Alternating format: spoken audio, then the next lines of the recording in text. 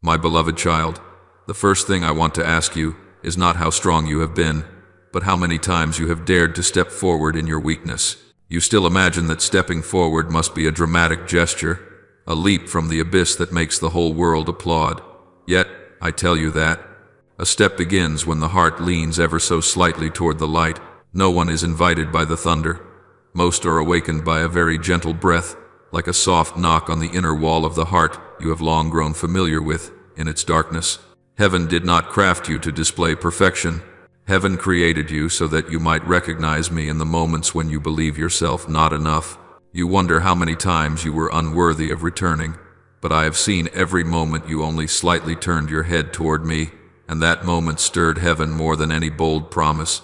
Therefore I say to you, once more, and with a love that never grows weary, the first step is not the victory of the feet, but the return of the heart.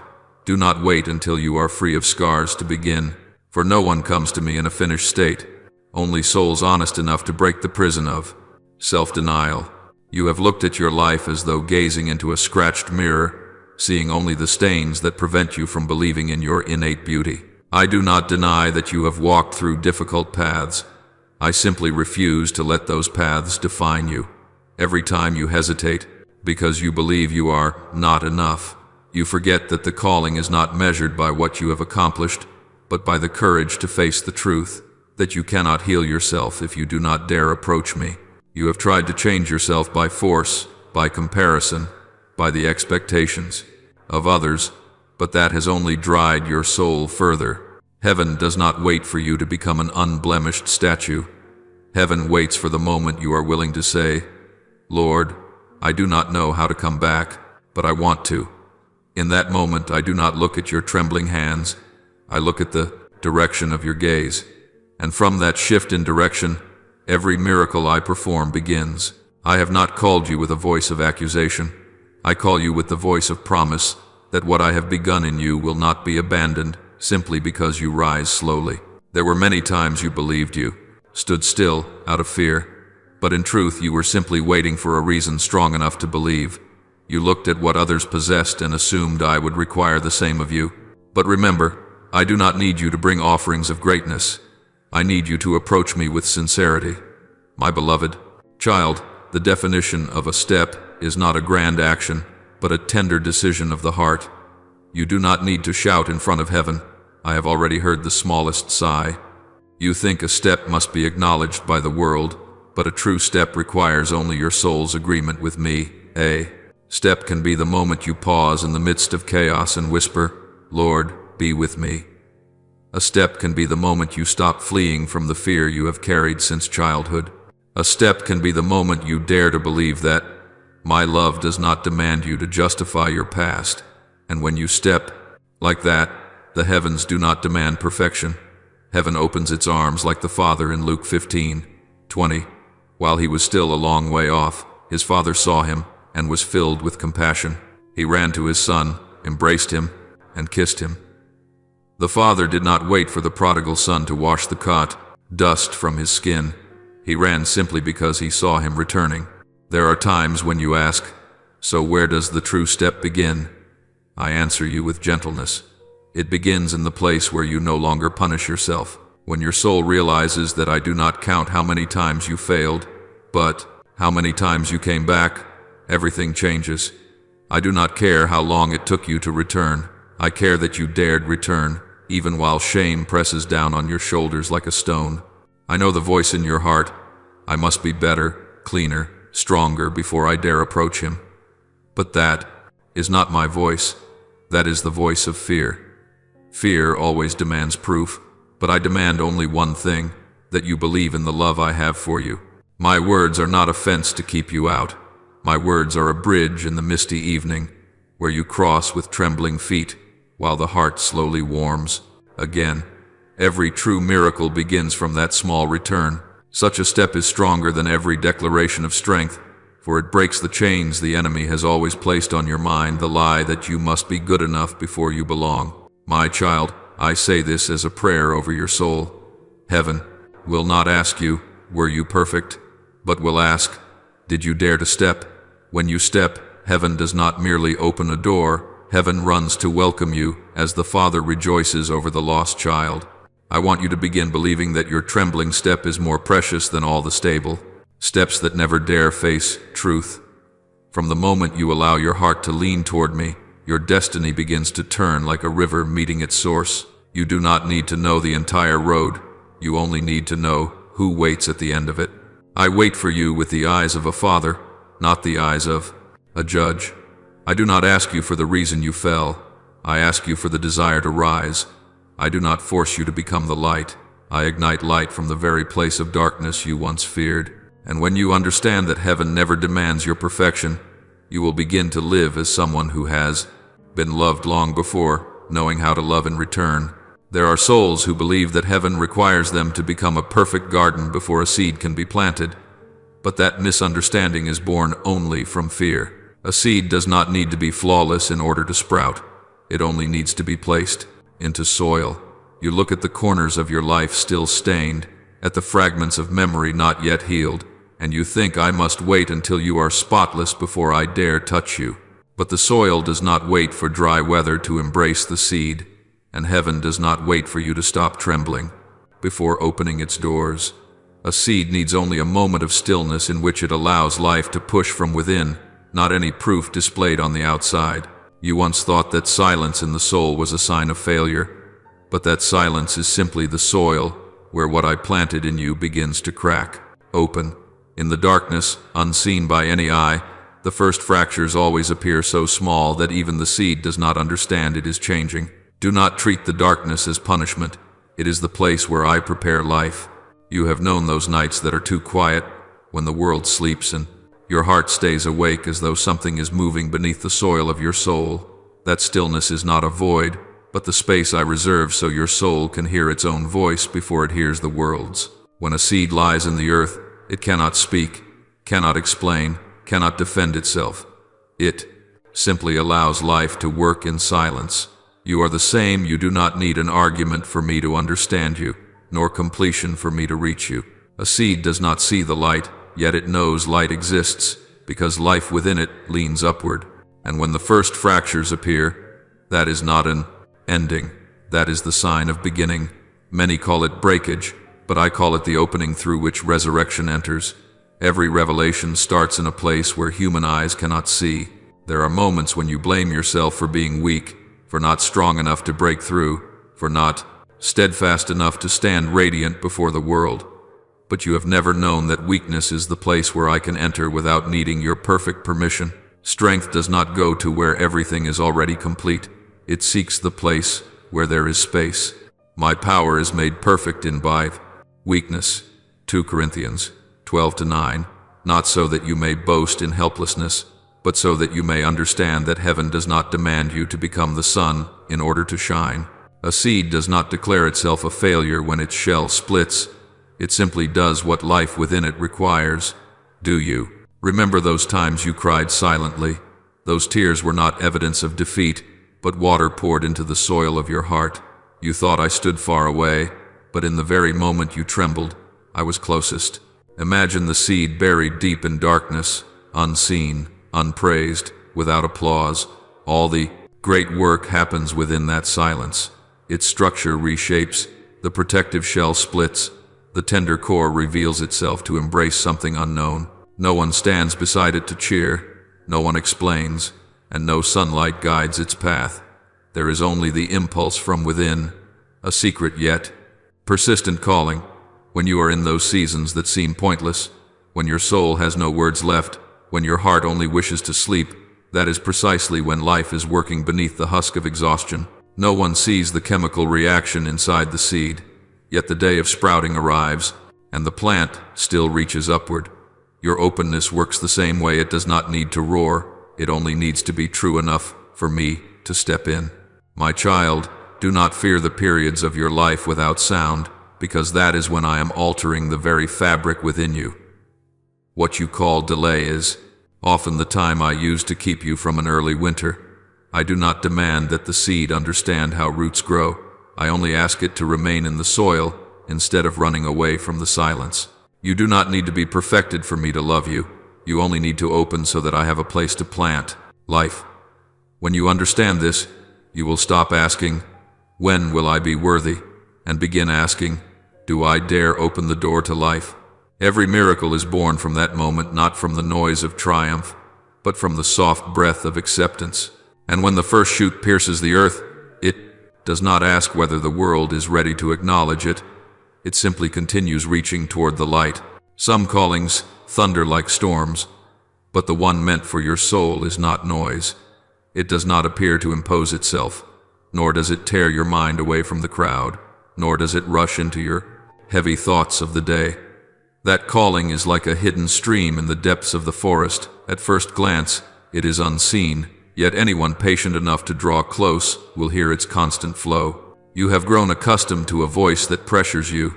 Be better, be stronger, prove something to the Texas world. But my voice does not arrive with force. I do not shout into your soul to coerce you into believing in me. I invite you with the peace your heart once knew long ago but tried to forget in order to fit among others. You believe a divine calling must explode, yet most of the time it is merely a gentle breeze touching the surface of water, enough to form ripples noticed only by an awakened soul. When you return to that voice, every fear does not need to vanish at once. They only need to step aside for peace to enter. You often ask, "How can I know that it is you and not the voice of fear or illusion?" I answer with an image people overlook in their haste. The moon does not burn warm enough to scorch, but it shines enough to guide those who are willing to walk. My voice is the same, not fiery, not commanding, not forcing you to justify yourself or shrink. It simply leads. You do not need to feel ablaze to know you are being guided, because true guidance is not a flame that flares for a moment and dies, but a gentle light that accompanies each step you take, even if you only dare to move little by little. The moon does not banish the darkness. It simply lays a thin line upon the path, so the traveler knows there is still a way ahead. You do not need to understand the whole sky to recognize the moon. You only need to lift your head at the right moment. I know the noise of the world confuses you. There are voices that come in the posture of authority. You must achieve. You must prove. You must conquer. They are like a stream blocked by stones, roaring loudly to capture attention yet never carrying water far. But my voice does not fight for attention. It seeks the quiet places within you, the places you once mistook for weakness. When you are exhausted and believe yourself meaningless, that is when I speak the clearest, because the noise inside has settled enough for you to hear. I do not ask what you must do to deserve me. I ask whether you still wish to walk with me. That calling does not seize control. It only tilts the door open, like the moon, leaning toward the surface of the lake, just enough for your soul to recognize it is still being guided even if no one around you can see. There are nights when you lie still, eyes open but heart closed, and you think silence is abandonment. But silence is not my absence. It is the space I create for your soul to hear itself. The stream does not shout to prove its existence. It simply flows, and the water brushing the stones composes the music of time. When you are weary and no longer wish to hear another expectation from the world, let yourself notice something very small, the heartbeat that slows when you think of me. That peace is not self-deception. It is evidence that the calling does not come from fear. You may stand amid storms, yet a single, quiet line of light resting on the horizon is enough for you to know that direction is where I have placed your steps. My voice does not need to win every argument. It only needs to win against the resistance within your heart. My child, when you understand that the inner calling is not a command but an invitation, fear will lose its power over your soul. Noise forces you to choose immediately. Invitation allows you to pause and breathe. Noise demands that you prove yourself. Invitation only asks that you show up. Noise pushes you into competition. Invitation brings you back to the path that has always been yours. I do not call you with the shouts of warriors. I lead you with the rhythm of moonlight on water, calm, steady, impossible to erase. When you walk by that invitation, you will realize heaven never asked you to strain. Heaven only waits for the moment you become gentle enough with yourself to hear my voice. And from that moment on, every road will gradually grow brighter, not because they change their shape, but because the light within you has found its direction. You once thought I looked at your life from afar, as a silent witness tallying your failures and successes without intervening. You believed I stood at a height, waiting for you to find your way to me with flawless steps. But, no, I have never been a distant observer. I am the nearest breath within your chest. There are moments when you whisper my name and you think the sound is too small to escape the four walls around you. Yet I hear it from the very tremor of your heart. I do not wait to see you succeed before I draw close. I'm already present in your weakness, in the nights when you want to give up but still breathe, still exist. Heaven does not monitor you from above to grade your efforts. Heaven touches you with every breath so you may know you never have to walk alone. When you feel the world turning its face away, that is the moment I turn toward you the most clearly. You have grown accustomed to the image of a distant, authoritative, and unreachable being, so you hesitate to approach every time you make a mistake. You believe that I love you when you are whole, and withdraw when you are cracked. But your soul must know this. I do not choose bright places to dwell. I choose dark corners to ignite fire from within. When Scripture says that I knew you in your mother's womb, it is not merely a note about origins. It is a declaration that I wove every fiber of your soul with a level of intimacy deeper than language. Psalm 139 does not say that I stand outside and watch. It says that I enter every breath, every bone marrow, every emotion, as though I dwell within your very body without needing an introduction. So every time you close your eyes and think that heaven and earth are silent, that no one hears, it is in that moment that I whisper the closest. Remember the nights when you woke in the middle of your sleep, with no reason, not because of a sound or a clear pain, but simply because the heart would not rest. Do not treat that restlessness as disorder. It is often the moment I knock on the door of your soul. I do not arrive like thunder ripping open the sky, but like the oil lamp by an old window, frail yet persistent, always present to guide you back.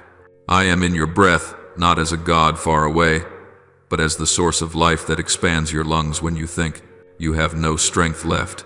Sometimes you think I am silent, yet I am speaking through the fact that your breath never stops. My presence does not lie in the anthem you cannot yet sing. It lies in the slowing heartbeat each time you think of hope, in the tears that fall onto your pillow, yet somehow lighten the pain.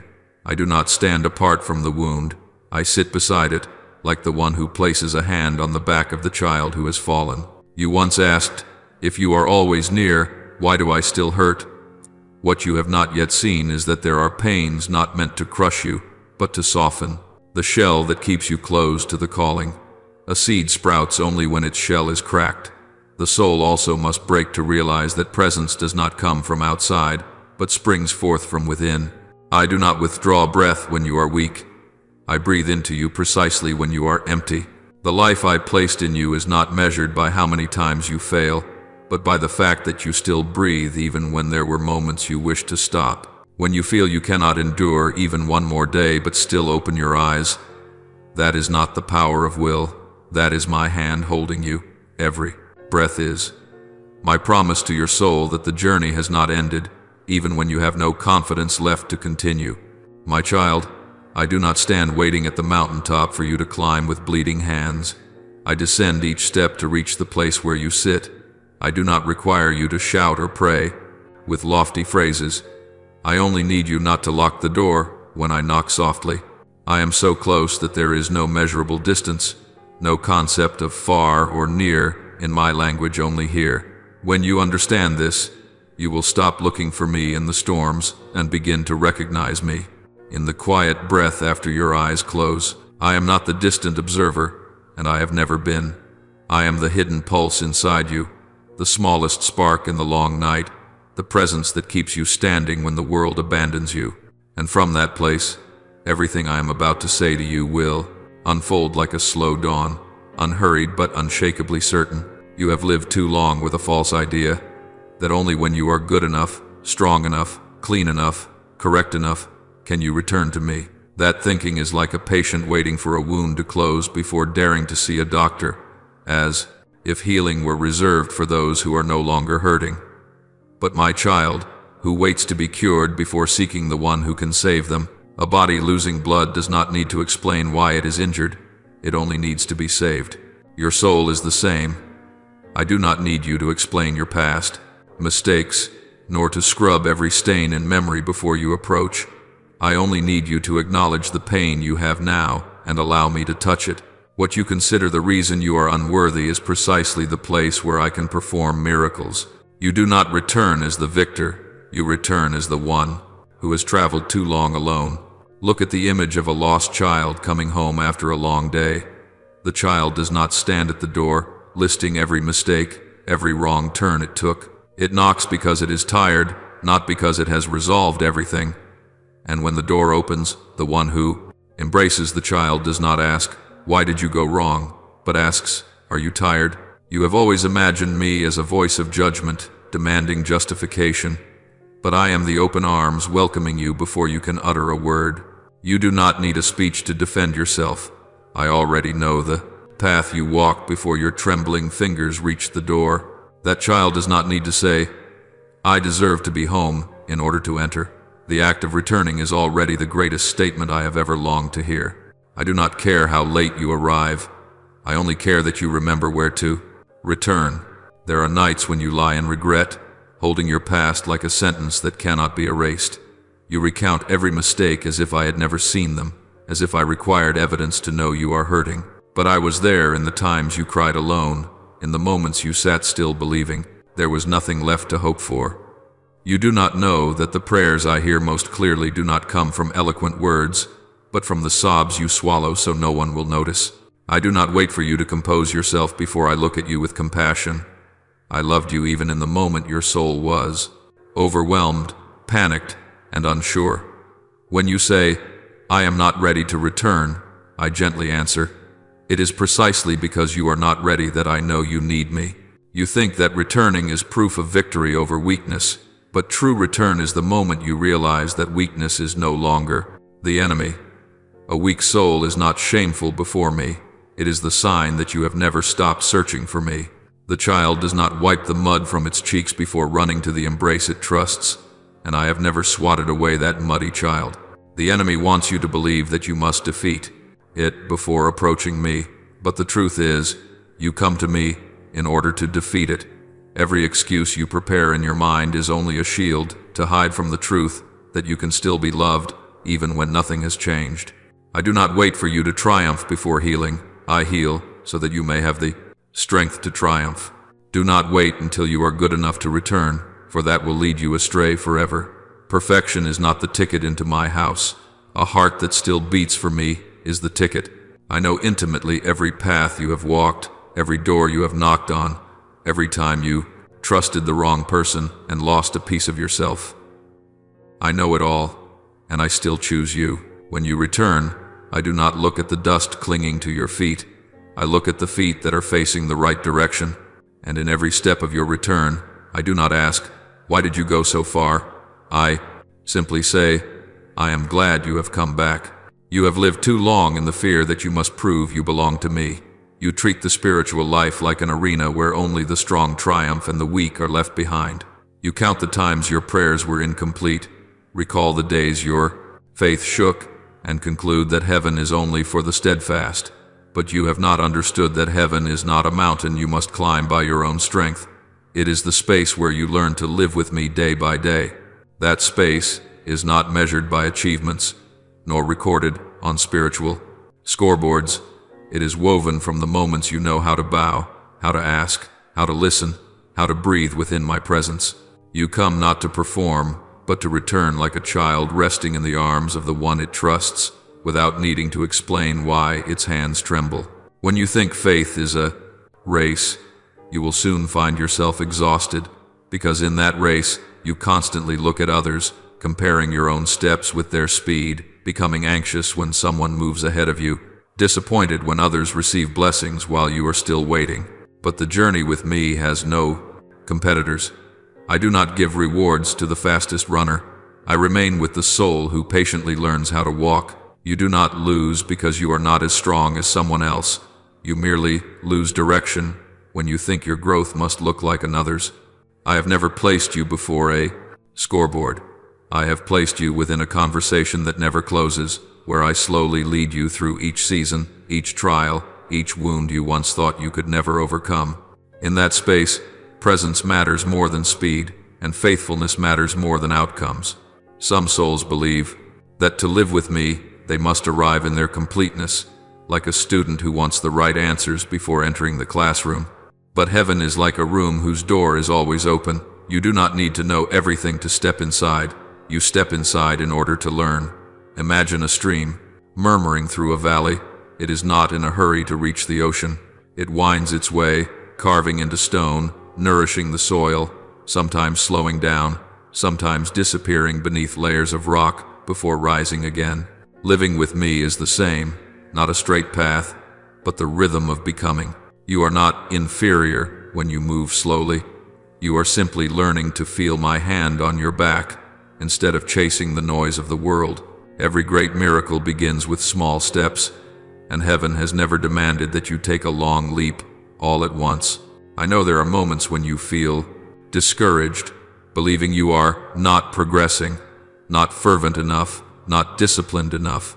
You look at those who walk in strong faith and wonder why you are not like them. But what you do not know is that even the most influential souls have gone through seasons where their only prayer was, "Please do not leave me." Heaven does not record you by the number of times you speak truth, but by each time you dared to open your heart and say, "You still do not know how to live with me, but you still want to learn."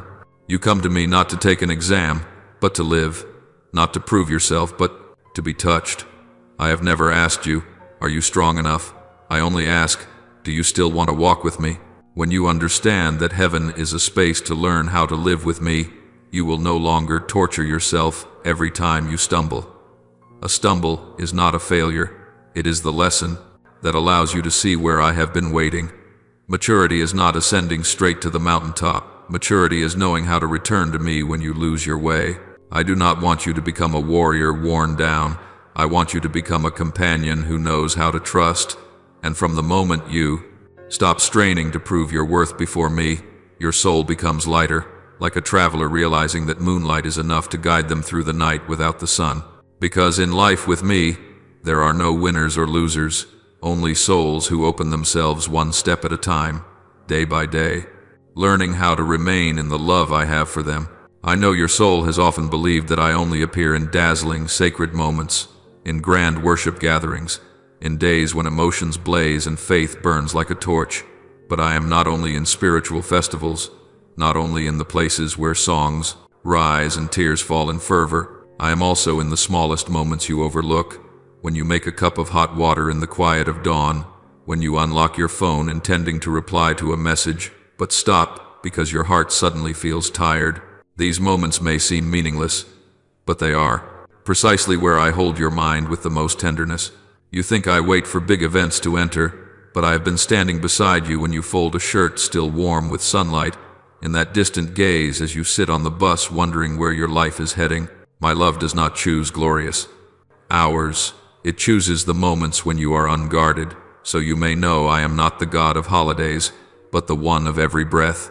You always search for me in places you believe are worthy, where you present your best self, where you can pray eloquently or write words of faith full of conviction.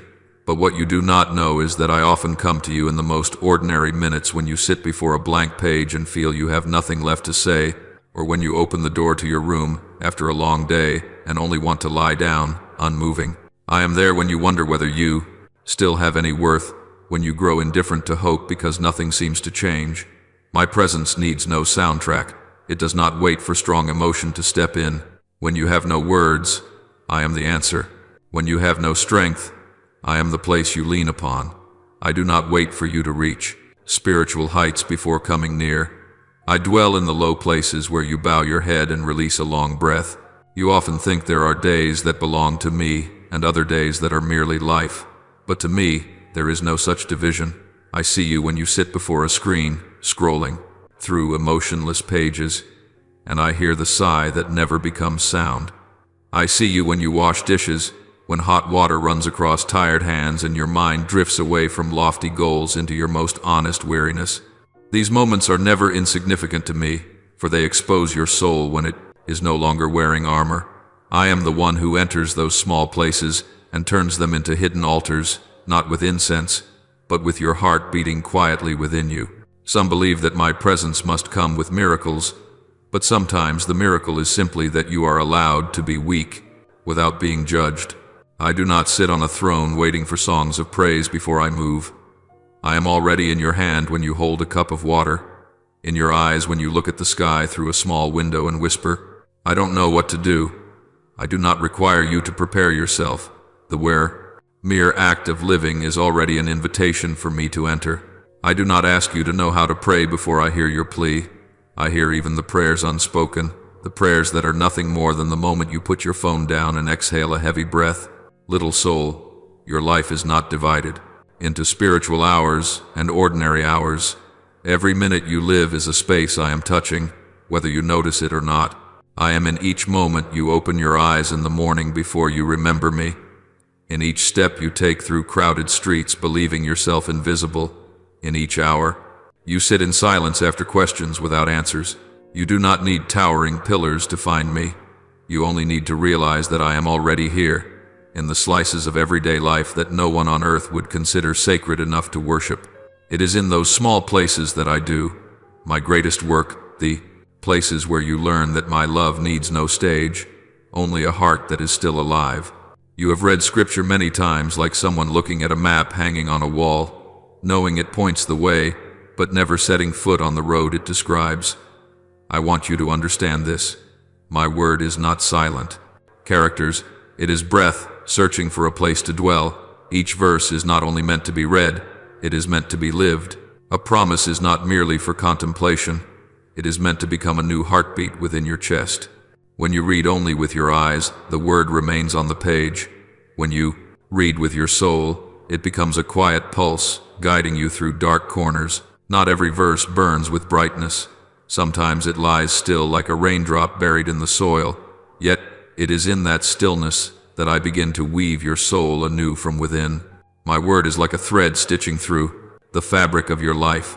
The first needle pierce may hurt as it enters the surface, and you think it is tearing your being apart, but in truth it is forming a structure you have never known before. Some stitches run straight like my promises of peace.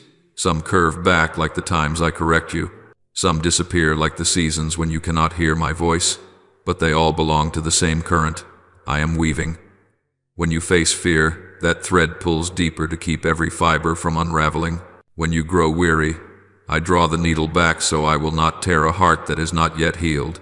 And, in the moments when you rise after a fall, I sew a closing stitch, the one that joins together parts of life you thought were forever fragmented. There are days when you feel my word has lost its power, when you read and feel no tremor at all. But just as fabric does not know it is being woven, your soul does not always recognize the process. I work in the hidden side where the needle passes beneath the surface, unseen by any eye.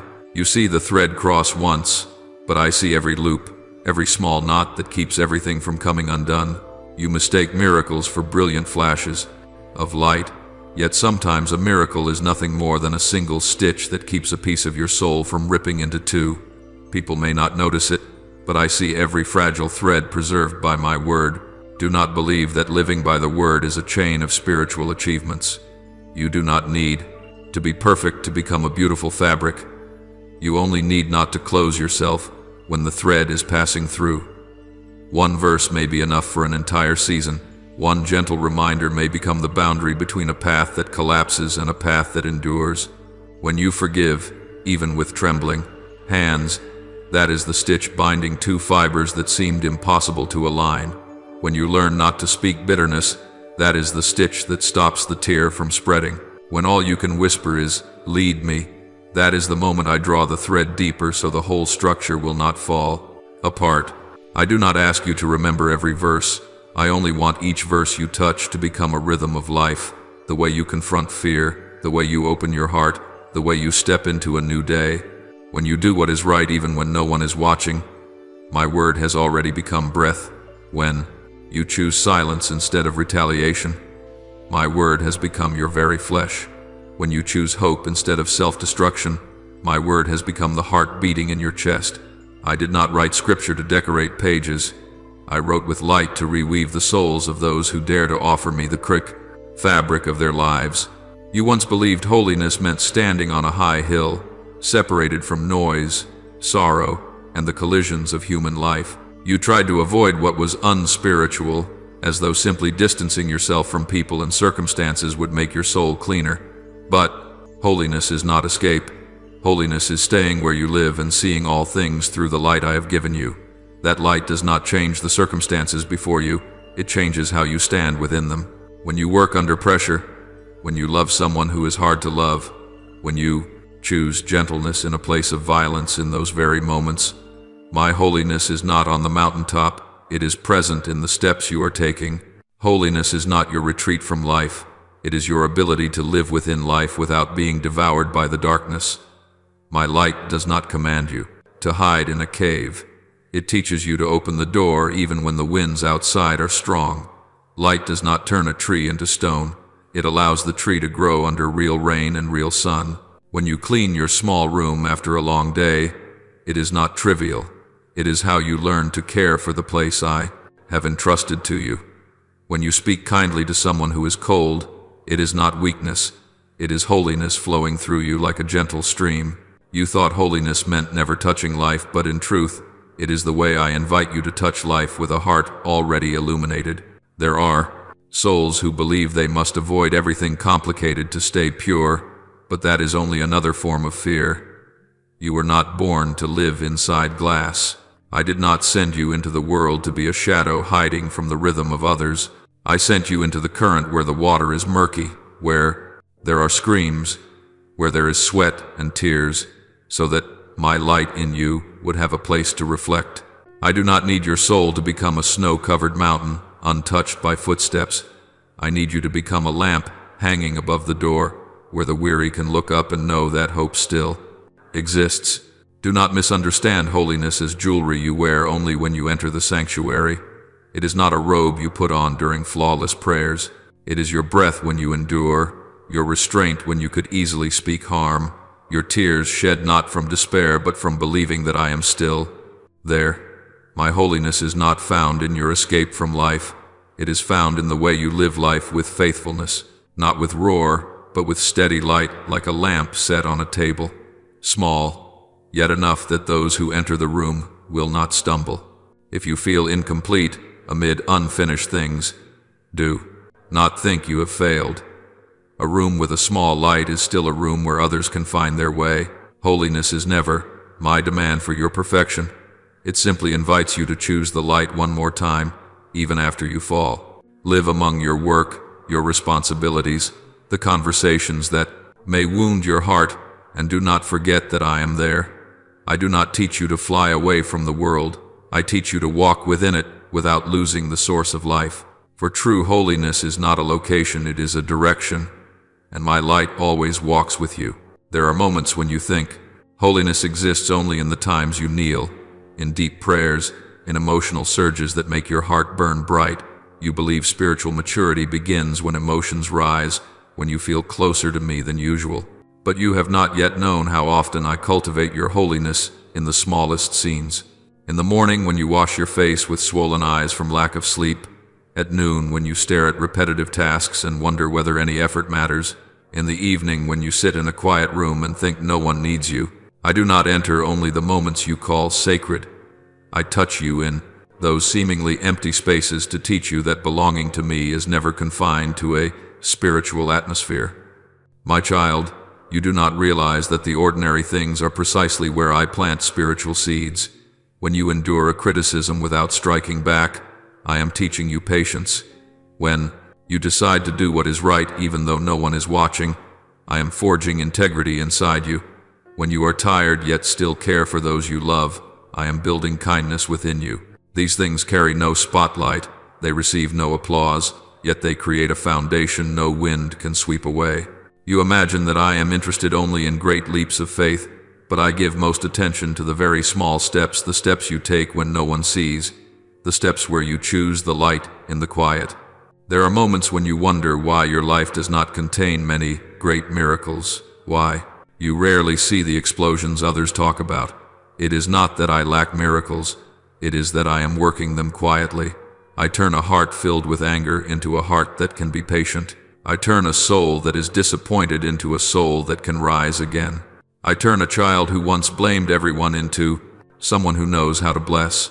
These changes come with no fireworks, yet they shake all of heaven. Mature holiness does not pull you away from life. It leads you deeper into life without losing yourself. I use each small season to build you. The season when you see no answers is the season I am, teaching you to trust.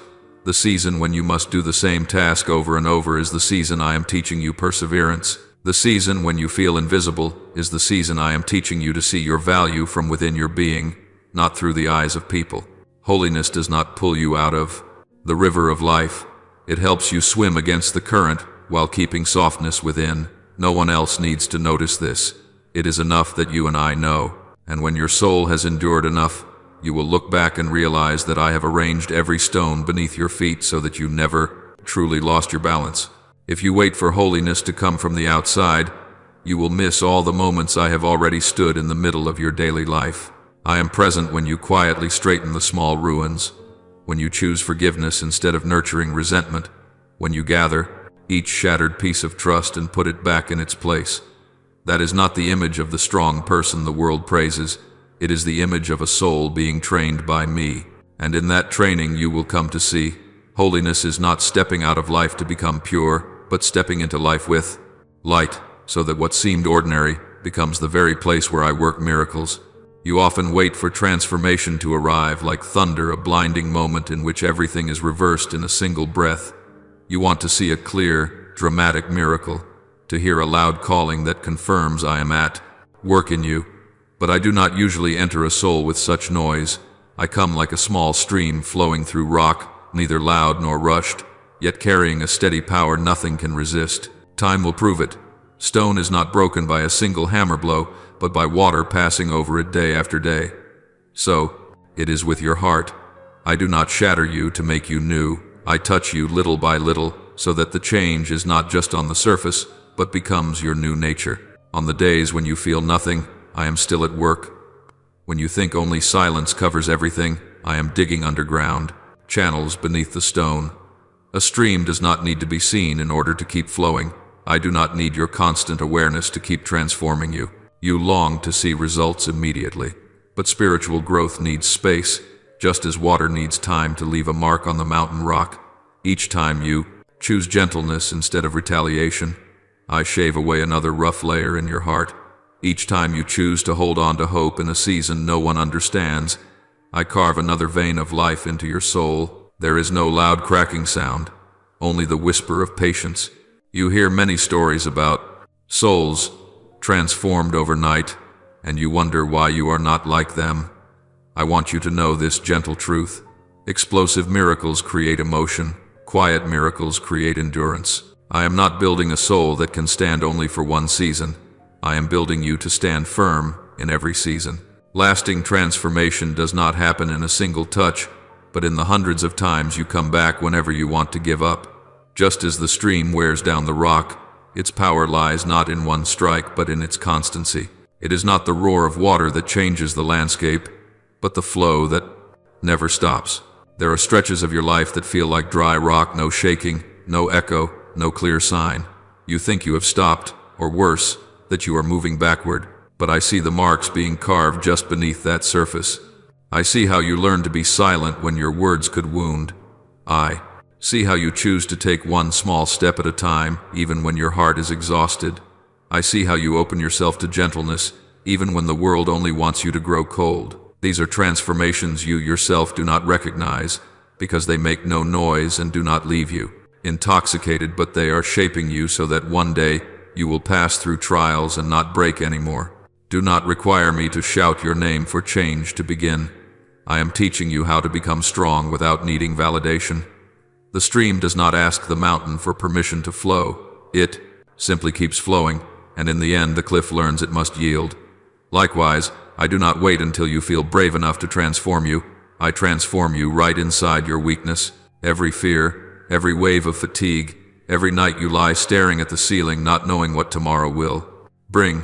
These are all valleys where my water is flowing through. You do not hear the sound of it, but trust me, the stone is softening, the landscape of your heart is changing, and a new path is forming without fireworks. You have always seen your falls as a verdict, as proof that you are weak, undisciplined, and lacking faith. Each time you fall, you stare at the stains on your knees and feel ashamed, as if heaven were watching and scoring you.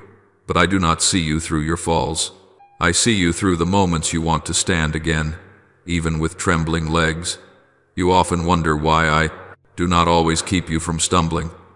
I could, but if you never knew what it was to misstep, you would never truly learn how to keep your balance. Walking with me is not a journey through life without mistakes. It is learning how to leave the ground after every impact and rise with a heart that knows something it did not know before. Each time you stumble, I pull you away from the idea that strength comes from perfection. You do not need to go through every trial with your chest out, your head high, and not a scratch on you. You only need to know that when you collapse, I do not turn away. Right in the moment you want to hide your face, I draw near not to ask, "Why did you fall?" but to ask, "Will you take my hand?" You think standing up is a solitary act, but you have not yet seen the most important part. You never have to stand alone. Your falls do not expose your uselessness. They reveal the very space I long to fill. The strong one is not the one who never stumbles. The strong one is the one who knows where to place their hand when the darkness closes in. There are moments when you fall into disappointment and think you have returned to the beginning. You feel discouraged because you repeat the same mistakes, like a spiral with no way out. But you do not see from my perspective. With every repetition, you draw out something new. Like a child learning to walk, it falls many times, but no fall is like the one before. Each tumble teaches it to feel the ground, adjust its balance, and find support. I teach you the same way. I do not despise the times you stumble. I use them to carve the path toward your growth. Old wounds are not meant to shame you, but to show you what you have learned from your pain. If you had never touched the ground, how would you know that the ground is not where your journey ends? You often forget that standing up is not a display of strength, but a declaration that your soul still knows how to return to me. I have seen the moments when you wanted to give up but still struggled to rise, even when your heart was so weary that you no longer knew what you were leaning on. I know those moments because I, myself, am the strength you lean upon. Sometimes you think you are standing by your own will, but in truth you are standing by grace. You do not fall to prove that you are weak. You fall to realize that you cannot live without me. And I know this clearly. A soul that knows how to return after a fall is a soul heaven can entrust with greater responsibility. Every time you rise, what happens within you is greater than what the eyes of the world can see. I am building in you perseverance, gentleness, gratitude, and understanding. You do not know that the times you knelt on the floor, wiping your tears with trembling hands, were the very moments I forged in you a foundation no wind in this world could ever sweep away. No one sees this, but I do. And I know one day you will look back on your stumbles without shame. You will understand that not a single fall has ever occurred outside my care. Every time you believed you were breaking, I was simply closing an old layer to reveal a new one that knows how to stand in the light. You always long for me to reveal my will with a lightning strike, a dazzling sign you cannot refuse. You want change to arrive like a storm that sweeps away everything old, like a bolt of fire tearing the sky and forcing your soul to obey. But I do not lead you with storms. I lead you with a half-open door. A storm startles you, but a door ajar teaches you to enter by choice.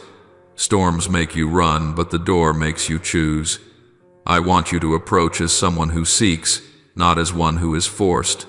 I do not govern you with fear. I invite you with peace. A door left slightly open is never loud.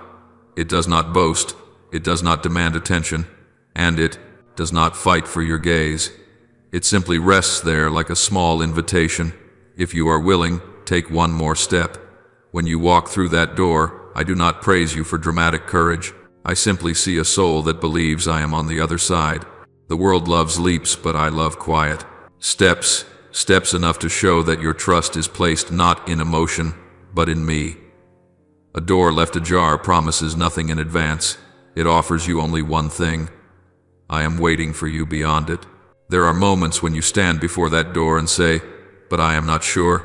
I need more signs, more assurances, more fire from heaven." You think that without proof, everything is nothing but risk. But you have not yet realized that the very fact I opened the door is the greatest assurance. A door ajar means I have gone before you, I have entered the room, prepared the path, and readied the refuge. If I wished for you to fail, the door would be shut. If I wanted you confused, I would leave you in darkness. But I do not. I open a narrow gap for light to pass through, just enough for you to know I have not abandoned you, just enough for you to see the faint hope the enemy tried to extinguish. You think miracles must come like waves crashing, like undeniable wonders. But the real miracle is when you dare to place your hand on the door handle while your heart is uncertain. I see that and I smile, because that is living faith, not the faith told in stories. I do not guide you with overwhelming displays, because such things cannot nourish the soul for long. I guide with the small and the subtle, for only the one willing to bow low will notice the door close to the ground. Only the one who listens deeply will hear the wind slipping through its gap, and only the one who trusts will dare to open it. Little soul, each time I leave a door slightly open, I am testing whether you still want to walk with me. The half-open door does not measure your strength, it measures your desire. You do not need to know how far you will go. You only need to know you will not remain where you are. The half-open door is the first opportunity, not for you to prove capability, but for you to express faithfulness. When you enter, I do not expect perfection. I expect you, with trembling hands and an uncertain heart, because I know that the souls who walk by small faith will become the loudest voices of peace. You have often viewed time as an enemy, as an emptiness, burying hope, as a delay that wears you down. You think that if I loved you, every good thing must arrive instantly, like a seed sprouting overnight. But waiting is not punishment. It is the quiet exercise by which I teach your soul to breathe according to heaven's rhythm, not the impatient rhythm of human life, like yeast resting in dough silent, not boasting, not demanding attention, yet in that silence the bread is taking shape. Your waiting is the same. It is not meant to wear you down, but to transform you from within, in a way no gust of wind could ever undo. There are days when you feel ready, as if you only need a door to open to prove your worth. But yeast does not rise according to the baker's desire, it rises according to the life within it. And I am the one who placed that life within you. I do not allow you to enter a new season while you still live by the excitement of emotion. I wait until you know how to remain calm in the face of rejection, how to choose kindness amid bitterness, how to guard your heart when everything around you collapses. In those moments, waiting has already accomplished part of its work. It has made you deep enough to bear the weight that blessings will bring.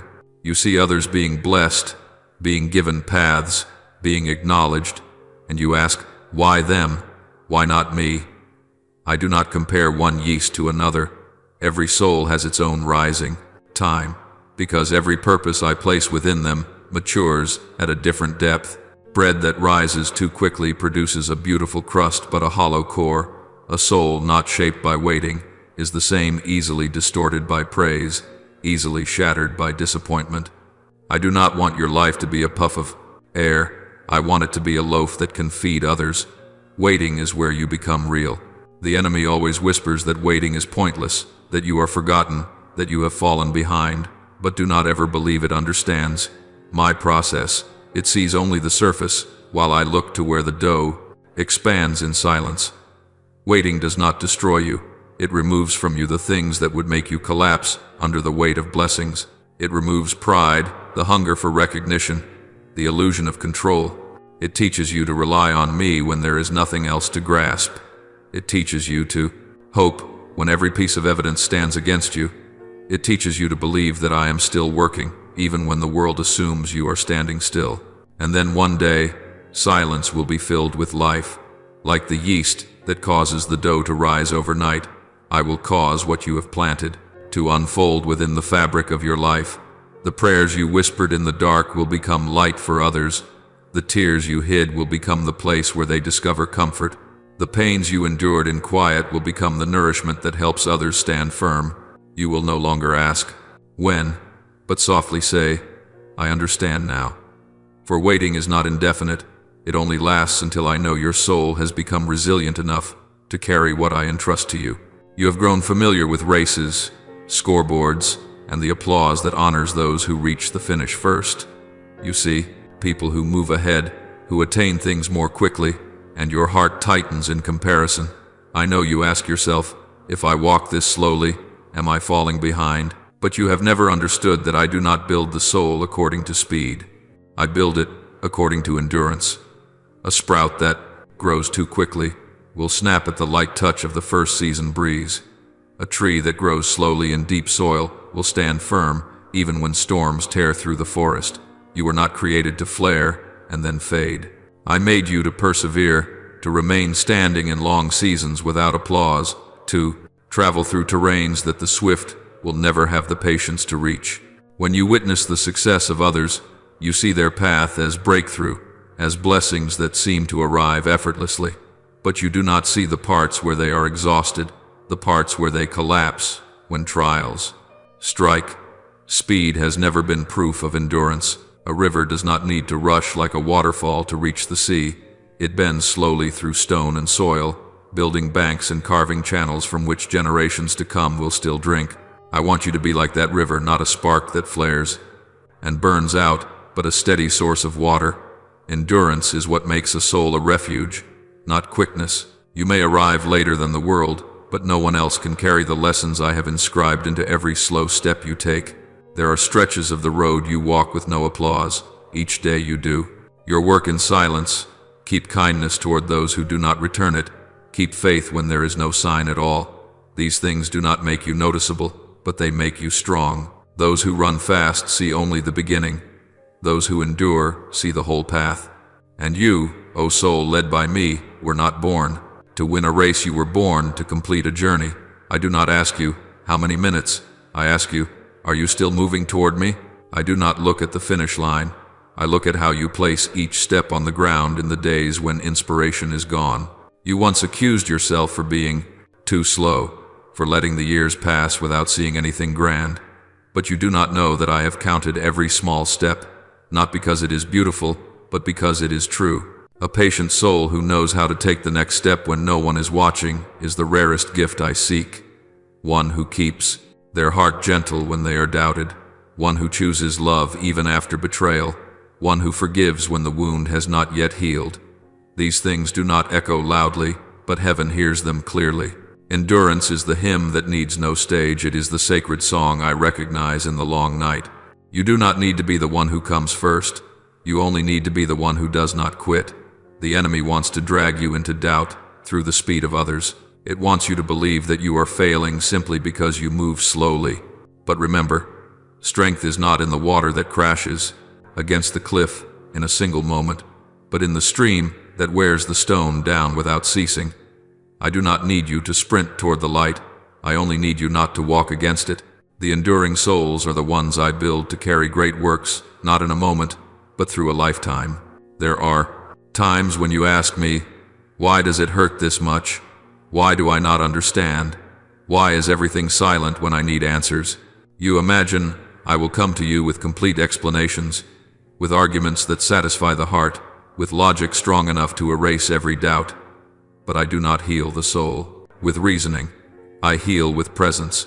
When you lie in bed through the long night, too tired to pray, when only the fractured sound of your breathing fills the room, I do not lecture you.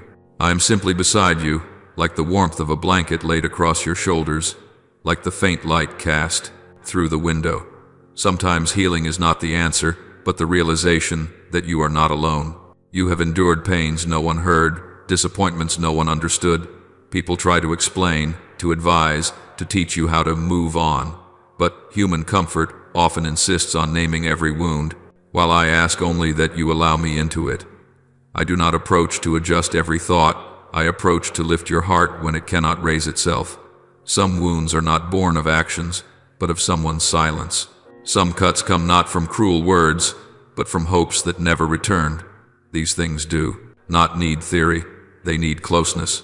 And I am that closeness, the tenderness, no words are ever sufficient to describe. There are times you assume healing must come with thunder, with visible change, with miracles that shock the world. But I heal like the sunrise. No one hears the sunrise. No one knows the exact moment the sky shifts from night to day. People only see that the darkness is no longer what it was, so it is with your soul. You do not feel the moment I begin to touch that wound. You only notice that one day you can breathe deeper, speak softer, or smile without feeling that you are betraying the pain. Healing does not mark itself with milestones, because I do not force the soul to outrun its wounds. I move at your pace, not at the pace of fear. Little soul, I understand that you thought a reasonable explanation would end your pain, but reason touches only the mind. I want to reach the deeper places, the hidden corners you do not dare to name. I do not remove the wound by explaining why it happened. I stay with you in the very place it did. I speak to you through a silence the world often confuses with abandonment, but you have felt it. My silence does not create distance, it creates space for you to breathe. No one demands that you be strong. No one asks you to be okay. I simply place my hand gently over your heart and whisper that you still belong to me, even while you are torn. People heal with words, with analysis, with rules, but I heal by remaining. I remain when you have not forgiven. I remain when you do not understand. I remain when you are tired and convinced you chose wrong. My presence is not a defense. It is the affirmation that your wounds do not define your worth. I do not come to push you toward the light with force. I walk with you through the darkness, so your soul remembers that the light is not some distant place. It is wherever I am. And when you know I am there, you need no answer at all, because you will understand. Healing is not understanding everything, but no longer being alone in the things you do not yet understand.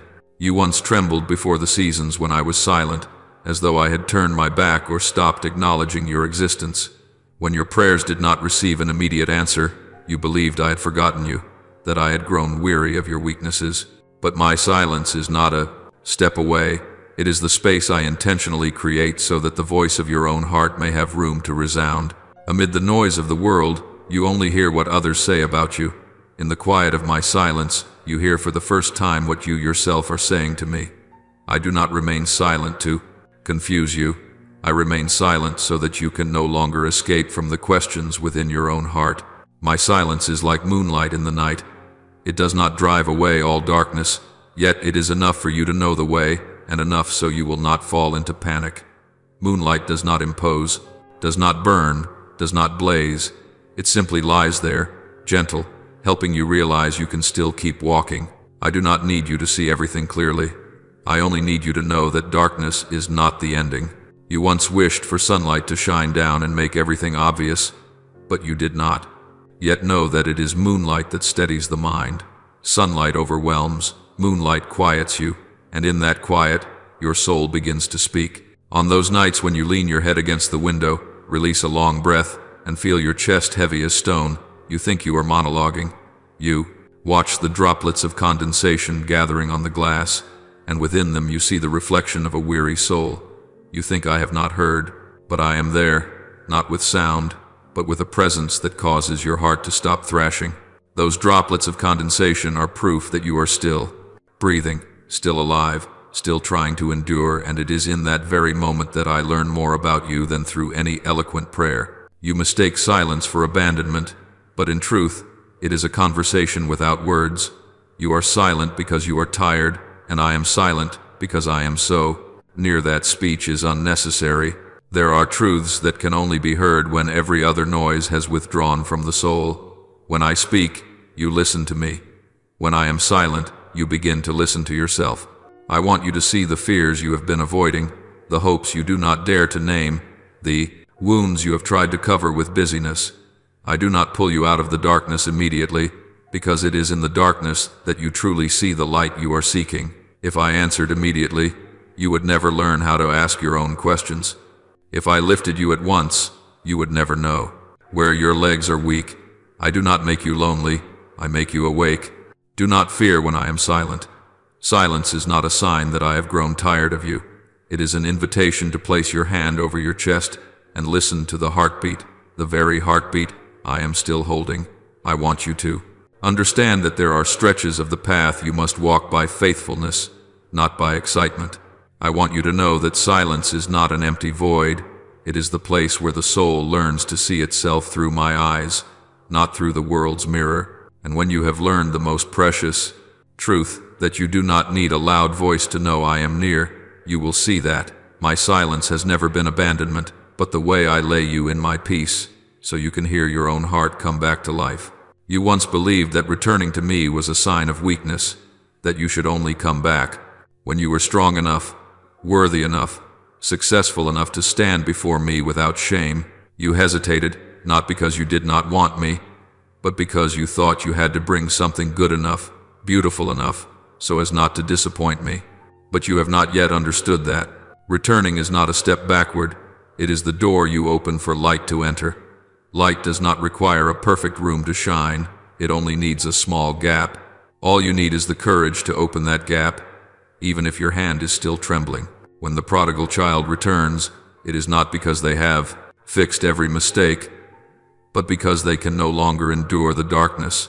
And while they are still far away, the Father runs toward them, not asking for a report, not demanding an account of every error, not questioning how they intend to improve. The return itself is the healing. Do you see? Returning is not defeat. It is the soul's cry for peace. In that moment, love triumphs over logic, and mercy overrules the sentences you have pronounced on yourself. I do not wait for you to become a perfected soul before I open the door. I open the door so that your return becomes the beginning of rebirth. You believe that strength belonged to those who never returned to the places where they once stumbled. But strength belongs to those who know that not every path must be continued. Some paths only require turning back so that light may be found again.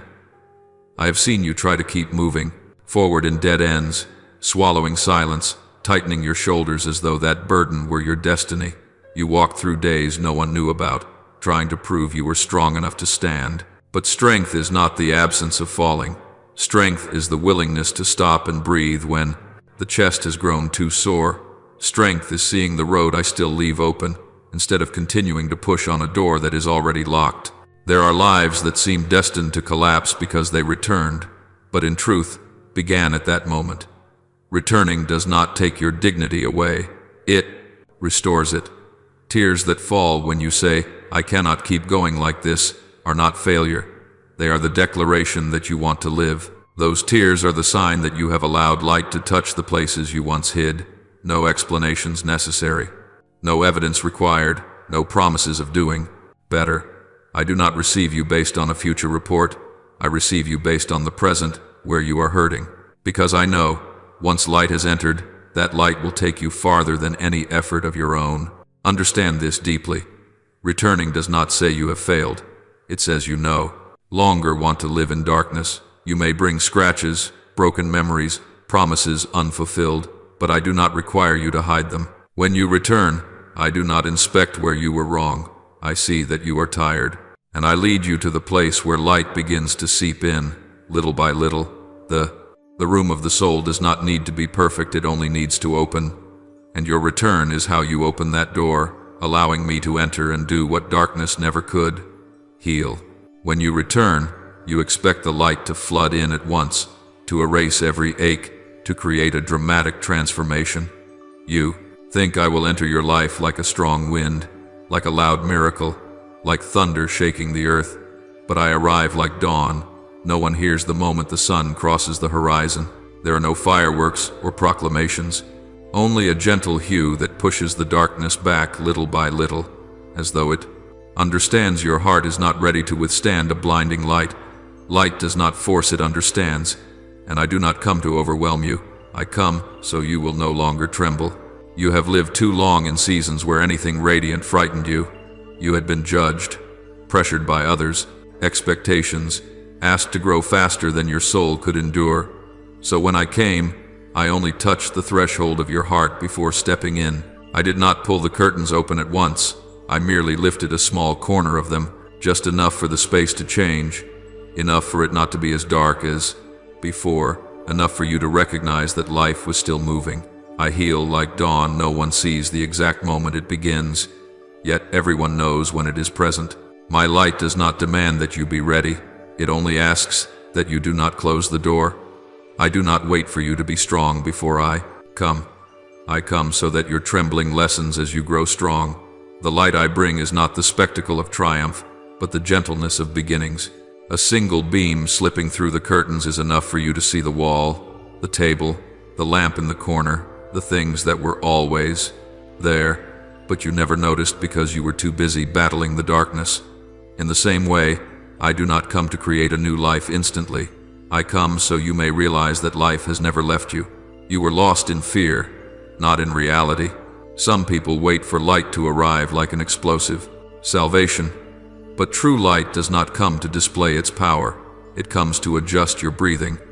You do not need to shout to recognize it. You only need one morning when you open your eyes and no longer feel the darkness pressed against you as before. You only need one awakening when the tears of the night no longer carry the same weight. No one sees that change from the outside, but heaven knows the exact instant it happens.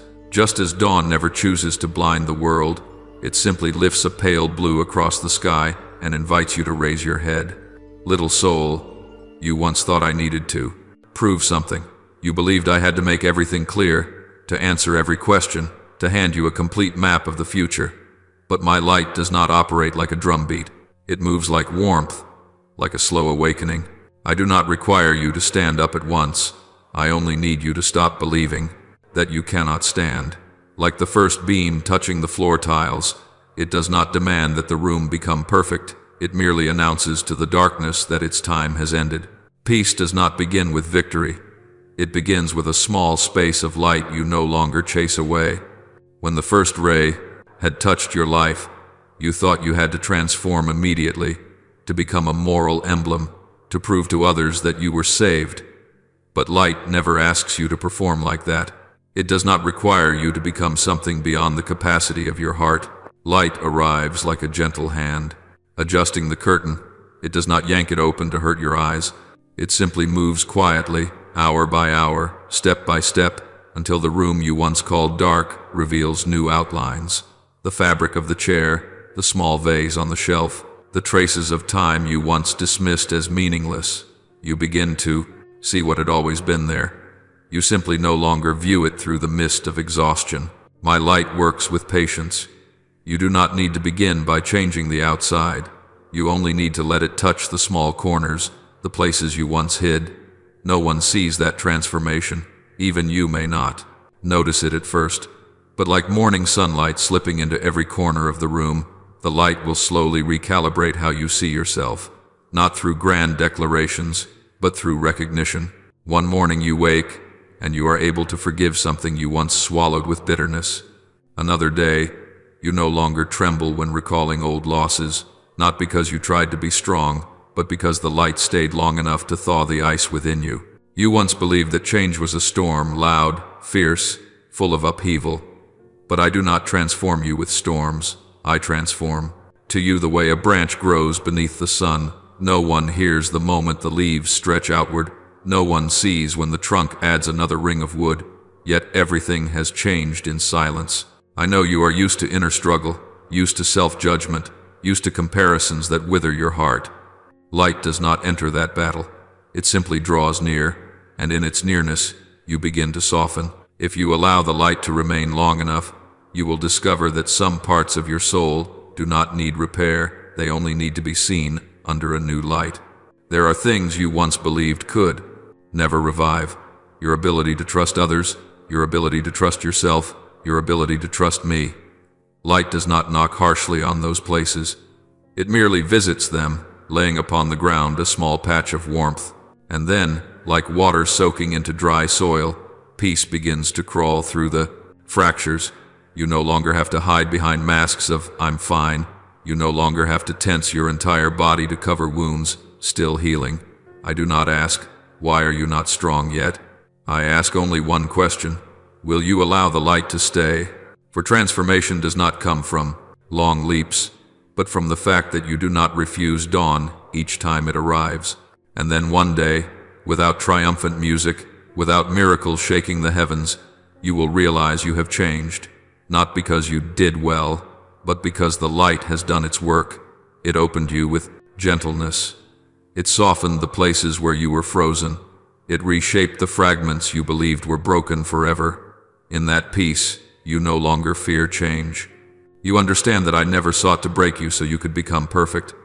I only wish to lessen your pain as you become who you truly are.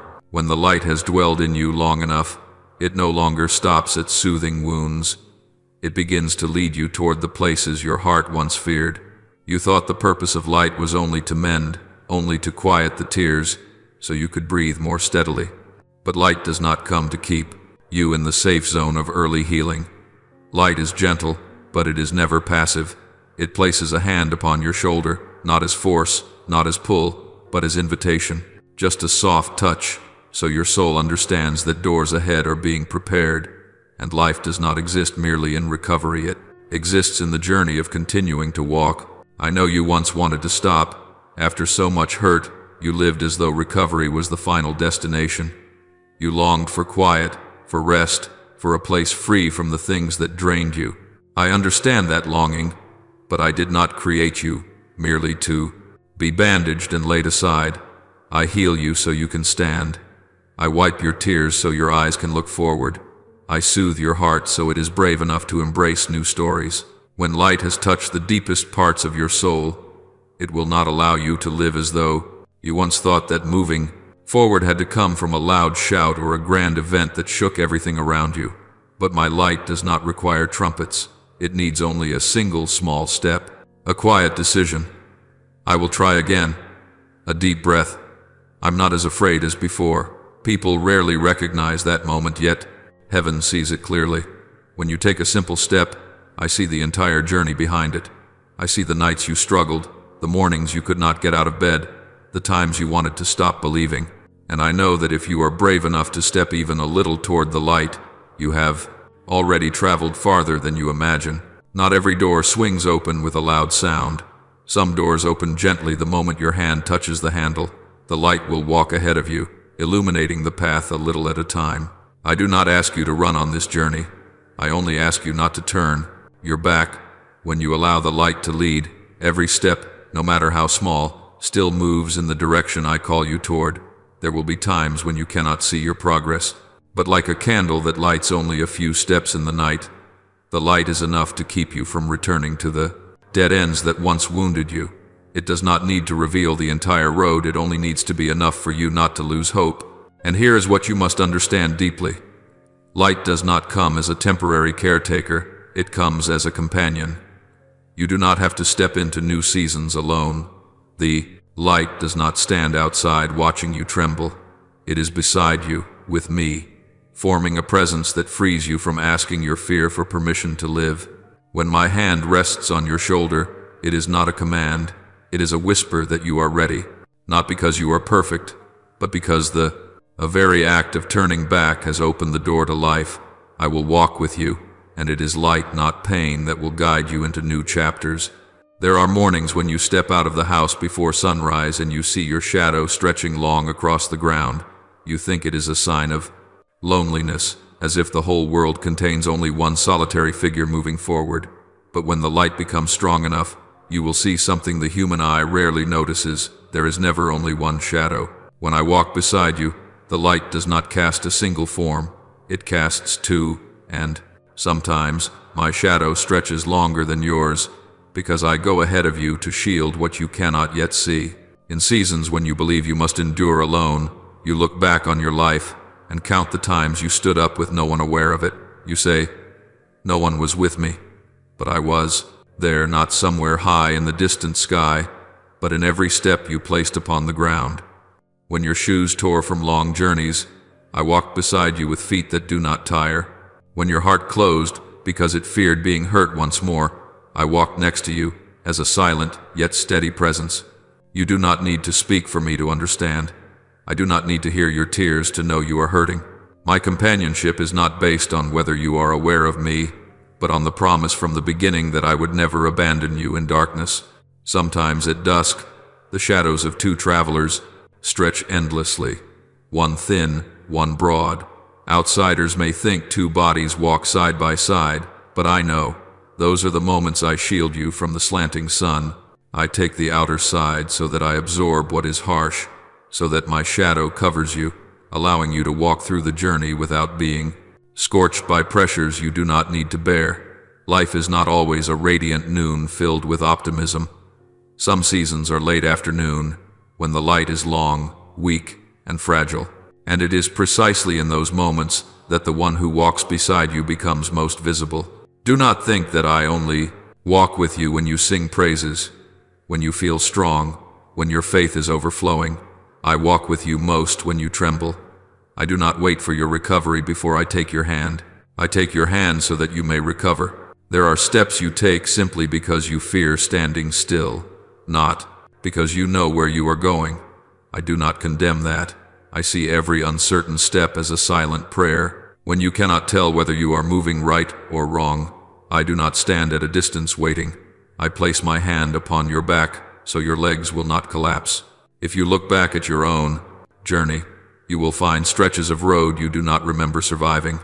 Dark corners of the city, quiet rooms without sound, nights when sleep would not come. You think it was because you were strong or because you were lucky, but the truth is that I walked beside you, matching my steps to your breath. I walked close enough that if you stumbled, you would fall into my shoulder and not the hard ground. I do not need you to be constantly aware of me. I only need you not to close the door against me, because you do not walk alone, not once, not now, not ever. There are times you watch others walk quickly, accomplish much, achieve what they want in a short span, and your heart tightens as though you have been left behind. You compare yourself to those who seem tireless, those who move like wind sweeping forward, and you ask, did I lose the pace? Am I moving too slowly? But you do not know that I have never measured your journey by speed. I measure it by the rhythm of your heart, by the times you dared to rise after falling, by the moments when you chose to listen to the quiet rather than chase noise. You are not slow, you are simply being led by my breath, not by the panic of the world. I have never walked ahead of you and commanded, catch up to me.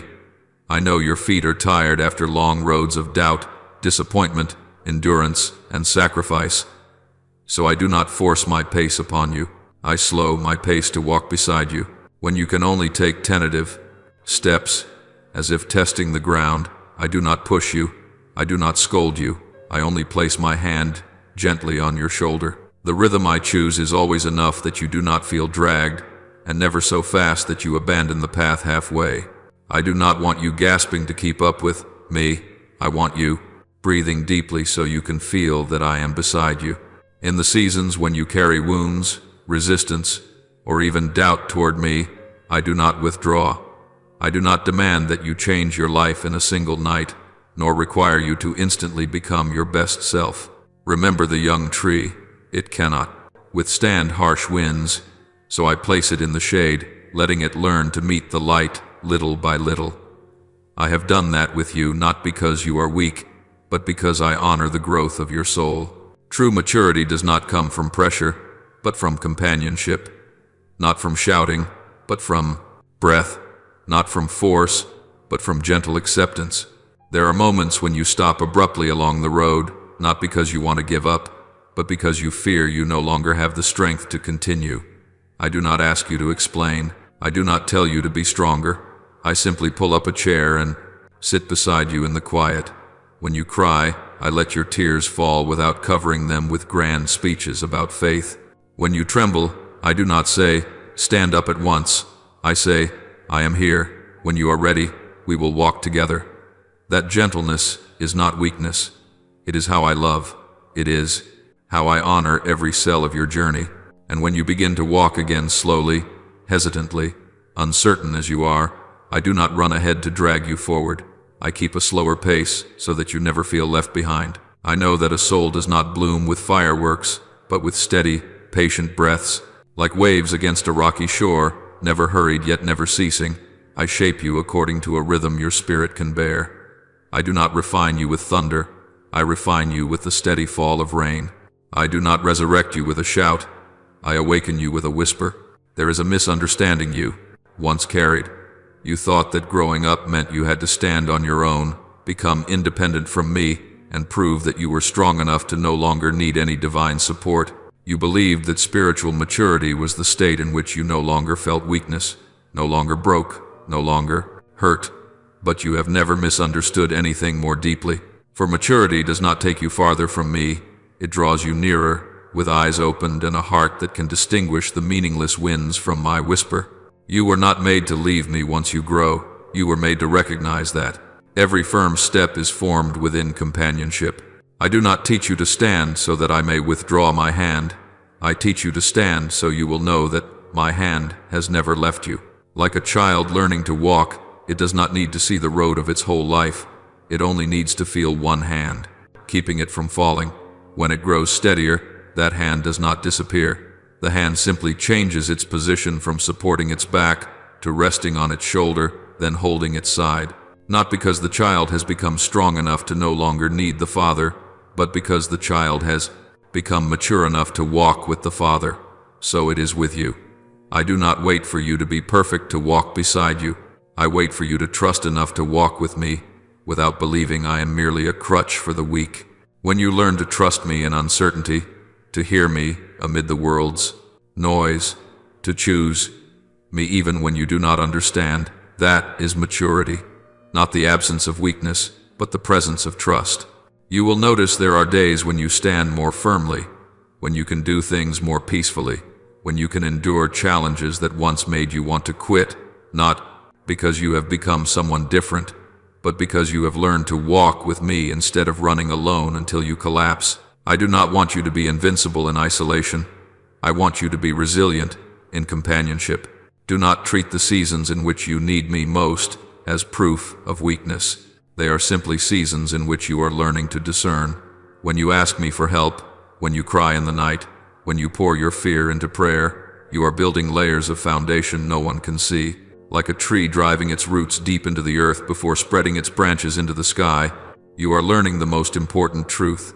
Not how to become a being that no longer needs the source, but how to return to the source in the right time, in the right way, with the right heart. That kind of maturity is the strength heaven recognizes, not born from self-reliance, but from a heart that knows how to walk alongside another.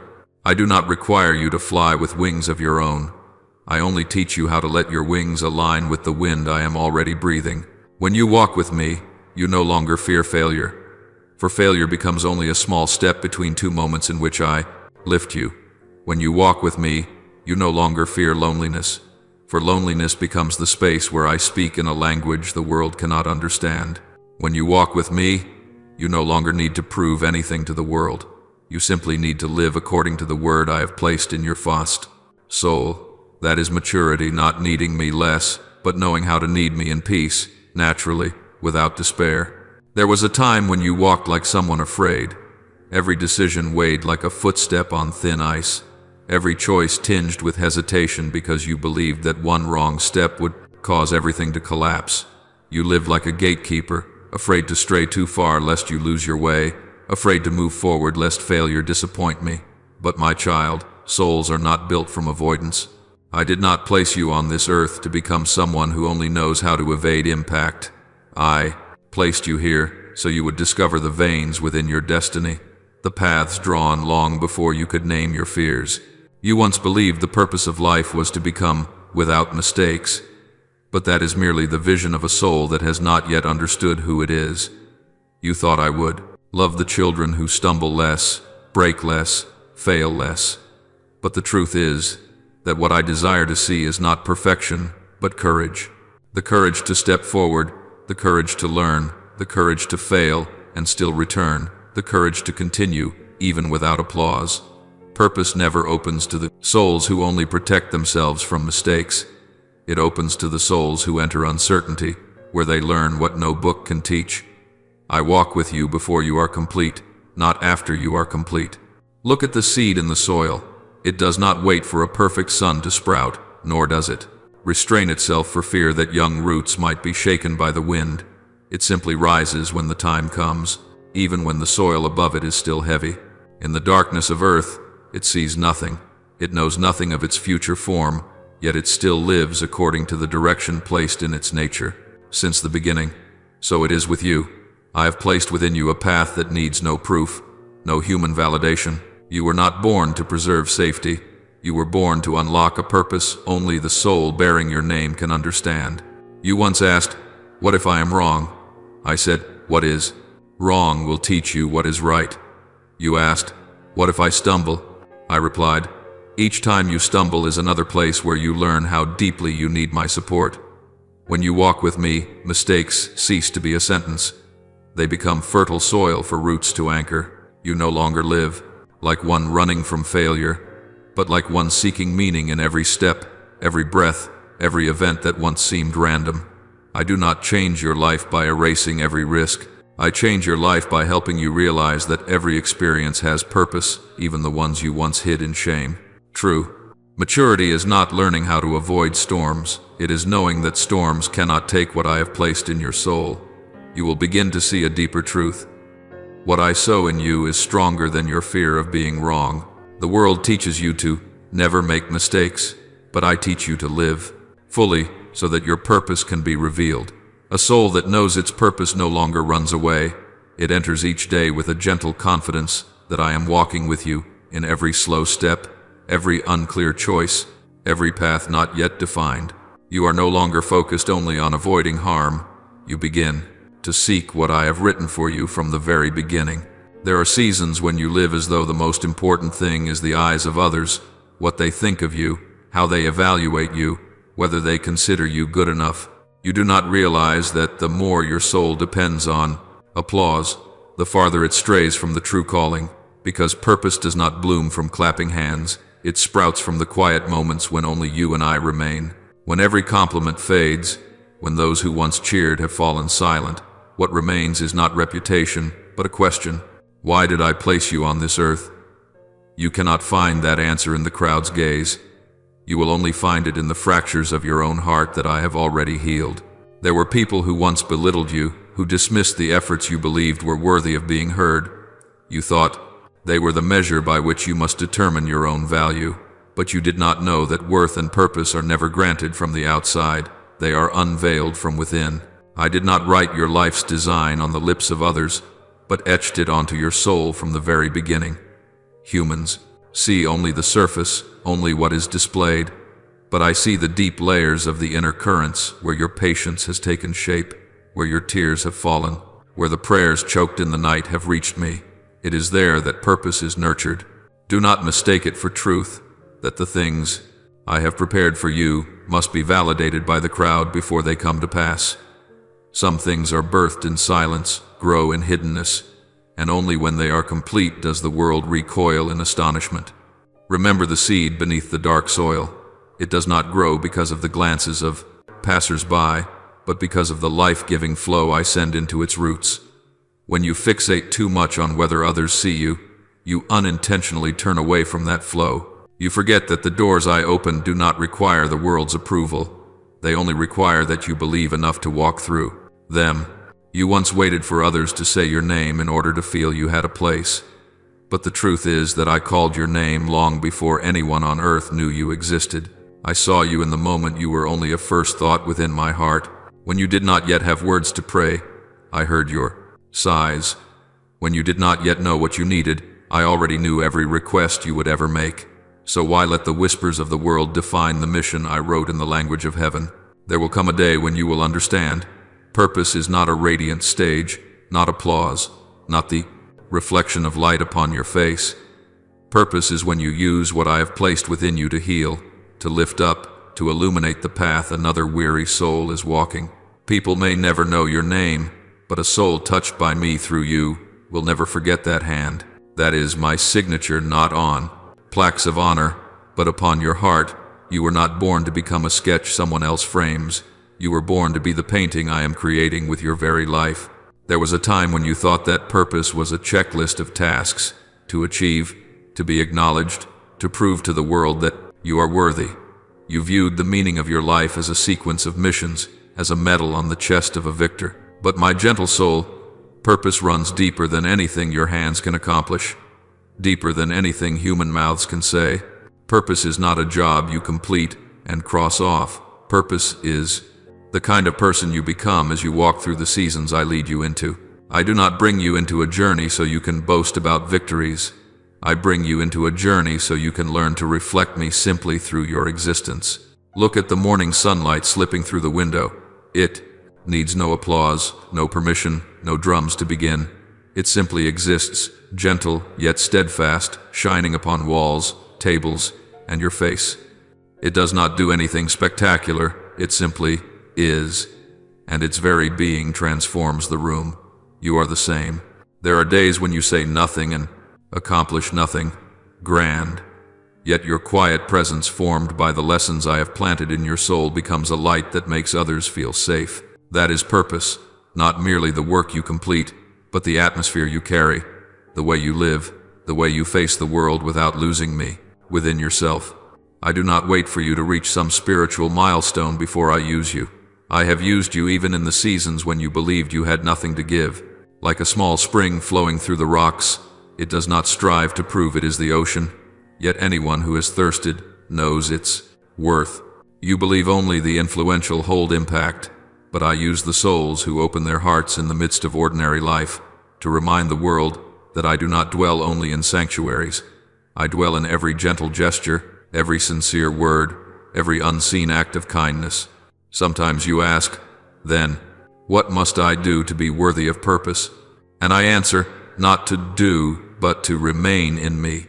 When you walk with me, the way you love becomes fuller, the way you forgive becomes deeper, the way you look at pain becomes more peaceful. People see you endure without bitterness, see you sacrifice without demands, see you fail without shattering.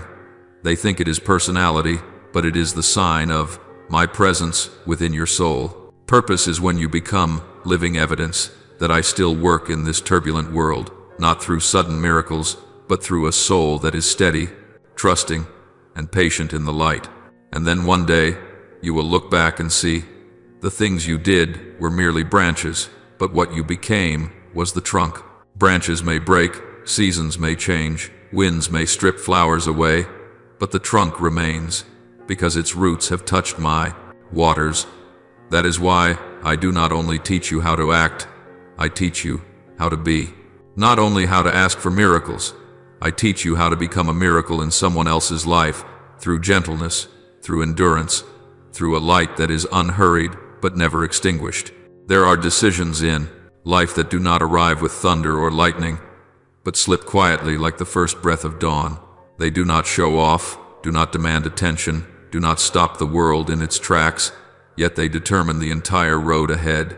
I see the journey of the soul like the foundation of a house. The first stone is not the most beautiful, not the tallest, not the one that draws admiration, but it determines every stone that follows. If it is placed where I direct, each layer above it will stand firm. If it is laid according to fear, the walls that follow will tremble in every wind. So it is with your first step. It does not need to be perfect, only aligned with the direction I have spoken. Many souls attempt to build their lives like architects on paper, waiting for the perfect blueprint, waiting for enough resources, waiting for enough peace, waiting until all things are certain. But my child, foundations do not wait for applause, they wait for decision. Laying the first stone into the ground is the moment you tell yourself, I am ready to believe in what I cannot yet see. You cannot see the whole house. You do not know how high the walls will rise, how wide the roof will be, where the windows will open, but you know one thing. I have shown you where to begin, not because you know everything, but because you know me. Do not underestimate the first step just because it is small. The first stone may look humble, but it bears the full weight of intention. It holds the direction, the balance, and the tilt of the entire future. If it is placed crooked, the stones that follow must bend, must adjust, must bear the weight of the mistake made at the beginning. I do not want you to live like a builder who has to tear down the wall halfway through and start over. I want you to dare to choose truth from the foundation, to choose peace instead of panic, trust instead of control, me instead of the vague calling of the world. When the first stone is set toward me, the ones that follow no longer have to struggle to find their way. There are times you do not realize you are standing at a beginning. You call it coincidence, an unexpected conversation, a door slightly ajar, a simple invitation in the middle of ordinary days. But I know, it is the moment I am asking whether you have the courage to lay the first stone. Lives that seem to be nothing remarkable have been transformed by one simple decision: to step, not to step fast, not to step far, simply to step. Like a seed pushing through a thin layer of soil to sprout, though it does not yet know how tall it will grow, though it has not seen the full light above it, still chooses to move in the direction written into its nature. The first step always carries the soul of a response. I believe. I do not require you to see the whole picture.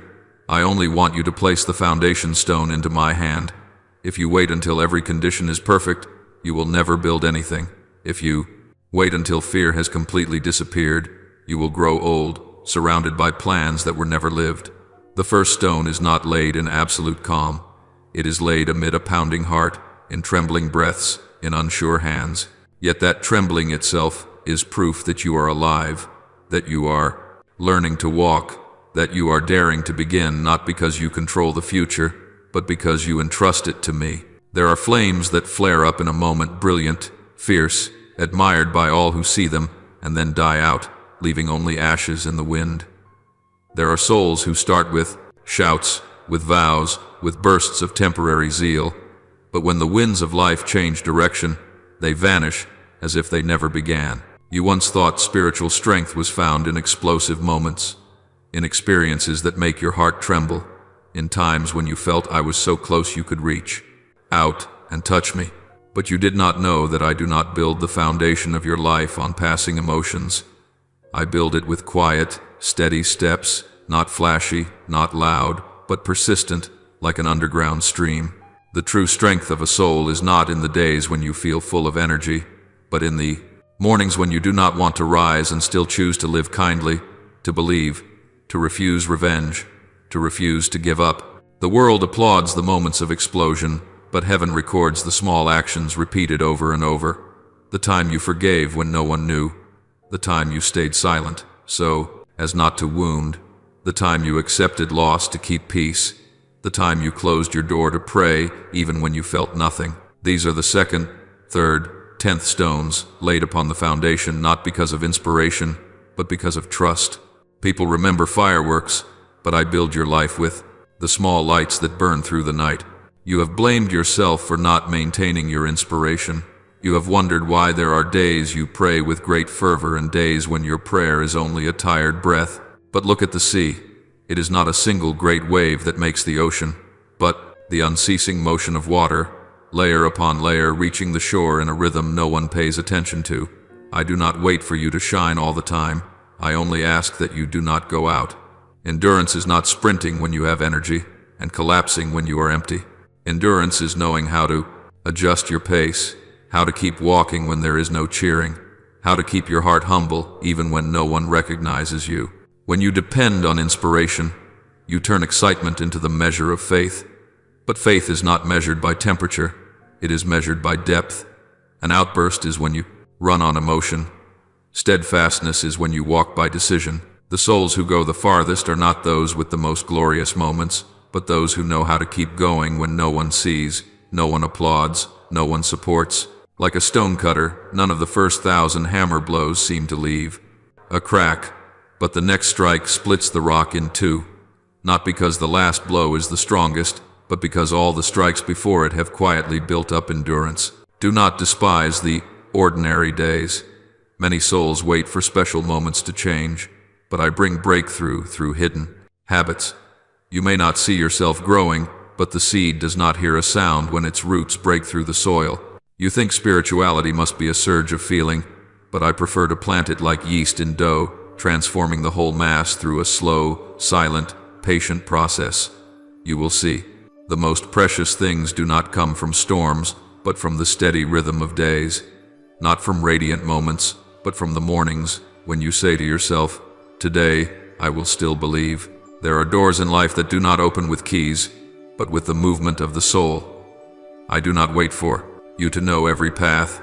I wait for the moment you step outside your comfort zone, the moment you move toward what you do not fully understand. Heaven does not remain still. It widens like ripples on the surface of a lake when the first stone touches the water. The first ripple is small, gentle, easily blurred by the wind. But if you keep walking, the second ripple is stronger, the third clearer, and soon, the once still water becomes a spiritual song that only those who dared to begin can fully hear. I do not ask you to run. I do not ask you to leap. I wait only for the first step, the step that turns the stillness of fear into the living rhythm of faith. There are souls who live their whole lives in the thought, when I am ready. They wait for enough conditions, enough strength, enough opportunity, enough support. But my child, readiness does not come before the step. It appears after the step. You have stood before doors that seemed solid, believing that what lay beyond was too vast for you to hold. You thought the door would open with great force, with a blazing miracle, with a movement that shook the heavens. But what I placed before you does not operate like a storm. It moves like a whisper. You only need to place your hand on the handle and pull gently, not because you are strong, but because I have already softened the hinges beforehand with preparations you could not see. Every step you take creates a new space that ordinary eyes have no name for. When you dare to forgive, a space of peace opens within your own heart. When you dare to leave what drains your soul, a space of freedom begins to form behind you. When you dare to trust me in things no one understands, a spiritual space opens before you like a smooth field after the rain. Some spaces are reserved only for souls who are willing to walk into the dark with the conviction that I have already placed light at the end of the road. You do not have to see the light first. You only have to believe that it exists. I know you are afraid of first steps because they rarely sparkle. There are no fireworks, no soundtrack, no cheering crowd. They are like a narrow path, threading its way between tall reeds, with no signposts and no guarantees. But do you not see that in that very simplicity, heaven is at work? I use the steps no one acknowledges to open the spaces that will one day support the surer steps to come. I use the seasons you think are empty when it seems that nothing is happening to lay the foundation for the seasons when you will have to stand against the wind. Heaven is not waiting for you to become extraordinary. Heaven is waiting for you to dare to say, I will go. And as you walk, you will realize that you are not opening a door once, but opening doors again and again. The first door opens into a room. The second door opens into a corridor. The third door opens into an entire land. Each space becomes a stage for the next. Graces you never thought you deserved, yet I still place them in your hands because you dared to step forward. Sometimes you ask, why does my path keep growing wider? I say, because every step you take, I am turning into new ground. It is not that you are walking into the world. It is that the world is unfolding to receive you segment by segment. My beloved, now that you have walked almost the full length of this message, I want you to pause for a moment and look into the deepest place of your soul. Not to search for faults, not to count the times you have fallen, but to see how you have changed from the first words you heard until this very moment. You think it has only been a few lines of text, but in truth they have been keys opening doors you never dared to touch. You did not walk away when your heart trembled. You did not close the door when your soul felt clumsy and unsure. You did not run back to the familiar noise of life when I began to call your name. That is not coincidence. That is a first step, and I want you to understand this. A step taken at the exact time I have appointed is a declaration that echoes in the spiritual realm that you are ready. Heaven does not open its gates because you are perfect. They open when you choose to move, when you admit that you can no longer live by running from your own calling. You think you are only reading, but in truth, all of heaven is listening to every breath you take in. You have lived through seasons when you felt like a leaf swept away by the wind, nameless, without a place, without direction. You walked through long days just to survive, not to truly live. You looked at others and wondered why they had answers, while you had only silence. You begged for miracles that would arrive with the sound of thunder, but I sent miracles in the form of raindrops. You waited for change to come like a storm that would erase all pain, yet I sowed it like the moonlight on water, gentle, quiet, but impossible to extinguish.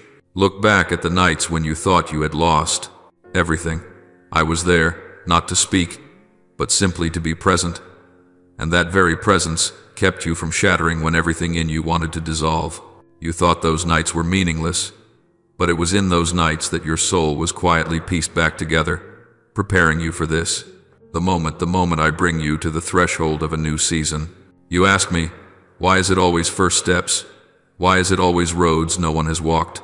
Because I did not make you to be a follower. I made you to be a forerunner. Remember the seed in the dark soil. It does not wait to see the sun. Before it sprouts first, and then the sun finds it. People think the strong are those who do not feel pain. I say the strong are the souls who stand up in their pain and still keep their eyes turned toward the light. You believed those years of silence were punishment. In truth, they were a preparation room. When you enter the new season, I do not want you to carry the mindset of a survivor. I want you to walk as one who is chosen. A survivor tries only to get away from the past. The chosen step into the future with certainty in their eyes. You have not come here merely to be picked up off the ground. You have come here to learn how to stand, to walk, and to create paths upon which entire generations after you will be able to lean. There are those who hear my voice, yet step back because they fear they are unworthy. There are those who sense a calling yet turn away because they think they are too late. There are those who know heaven is knocking, but let the regrets of the past become the lock on their future. You do not belong to any of these groups, not because you are more perfect than they are, but because you dared to stay. You stayed with me when your heart trembled at what you did not yet understand. You stayed when old memories pulled you back toward the places where you once failed. You stayed when fear shouted, "Step back, do not go further." And I saw that moment when you suddenly became quiet, not because you gave up, but because your soul was listening. That silence was your deepest yes, a yes stronger than all the shallow answers you ever spoke. You imagine that my purpose for you must be loud like a trumpet, proclaimed before crowds and recorded in history. But true purpose does not need the spotlight. It needs a heart that opens when others close their doors, a heart that can look at torn souls without turning away, a heart that chooses love when walking away would be easier. I do not need you to become a symbol. I need you to become a refuge for trembling souls. The world does not need to call your name. I have already spoken your name loudly enough for all heaven to hear. And when I call, I do not ask how prepared you are. I ask only, will you dare to trust me enough to step forward? You will have days when you do not see me in voices, in miracles, in dreams, or in dramatic events. But you will see me in the small things no one else ever notices. I am there in the moment you wipe away someone's tears when they do not even have words to thank you. I am there when you choose silence to protect peace, though you know you have enough reasons to defend yourself. I am there in the mornings when you feel no motivation, yet still say, "Today I will live rightly." I am there in the quiet acts of forgiveness, not because they deserve it, but because you refuse to let darkness claim your heart. And when you do such things, heaven does not see you as a soul merely enduring. Heaven sees you as a soul maturing in the wisdom I planted in you from the very beginning. There are dreams you think have died. There are doors you believe have been shut forever. There are people you once called home who turned their backs without warning. You mistook those things for a final period. But I tell you, nothing in your life is meaningless. Each broken piece has become a foothold for your strength. Each illusion has become a lesson. Each loss has turned into a valley where I can sow seed. When you ask, why did I have to go through all of that? I have already answered, though you did not hear it, because I did not want you to grow only by theory. I wanted you to grow by life itself. Purpose is not learned from a book. It is carved into you by time, by tears, and by hope. So, as you step into the rest of your life, do not try to become a copy of those who came before you. I did not create you to replace anyone. I created you to open what has never existed before. You do not need to run someone else's race. You only need to walk with me. Do not let the fear of your past strangle the courage of your future. Do not let the gaze of others dim the light I have placed within you. Do not let the voice of failure make you forget how many times you have already come close to the edge and yet did not fall. I have pulled you out of the net, set you back on solid ground, and now it is time for you to walk not as someone who barely escaped a trap, but as one who knows they have been set free for a purpose far greater than themselves. If you fear that you will never be enough, remember this: I have never asked for enough. I have only asked you to walk with me. If you fear that you will stumble again, remember, I have never required you to walk without falling. I only ask that every time you fall, you offer me your hand. If you fear that people will not understand, remember, I did not write your story for them to understand. I wrote it so they may see me through you. That is why today is not a destination. Today is a calling to step out of the familiar cycles, to step out of old fears, to step out of unfinished promises, and to step into the land heaven prepared long before you learn to speak your own name. And if you still doubt, I will say this one last time. You did not arrive here by accident. You were led here by a hand that never lets you go. I have watched every step, kept every tear, and listened to every faint whisper in the night. I have seen you weary, yet still refusing to let go of faith. I have seen you hurt, yet still refusing to repay hurt with harm. I have seen you stand in loneliness, yet still refusing to shut your heart. Heaven does not wait for you to be perfect. Heaven waits for the moment you dare to walk toward your own calling. That moment is now. Do not close your heart. You have come too far to turn back. Now pray like this: Lord, teach me to return to you. With the trembling heart I carry, not with the perfect cloak I try to wear to hide my wounds. Help me lay down the fear of becoming worthy before I approach you, because the moment I breathe, you already see me searching for the way back. Give me enough gentleness toward myself to take small steps, like a seed cracking open in the dark, not because it is strong, but because life within it has reached its time to rise. Lord, quiet every noise the world throws into my mind, so I may recognize that your calling is never a voice of pressure. Your voice comes like moonlight resting upon a still lake, not asking me to burn bright, only inviting me toward peace. Let me remember that your invitation does not require thunder. It requires only a soul willing to pause and listen. Lord, teach me to come to you, as a patient comes to a healer, not waiting to be cured before seeking help. Teach me that unclosed wounds do not make me unworthy, but are exactly the places you touch to give resurrection. Remind me that I do not need to explain the blood before I come to you, for you have seen it all when I was still far away.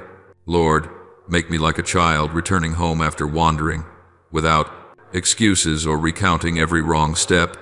Help me remember that the door of the house does not open because I am perfect, but because I belong there.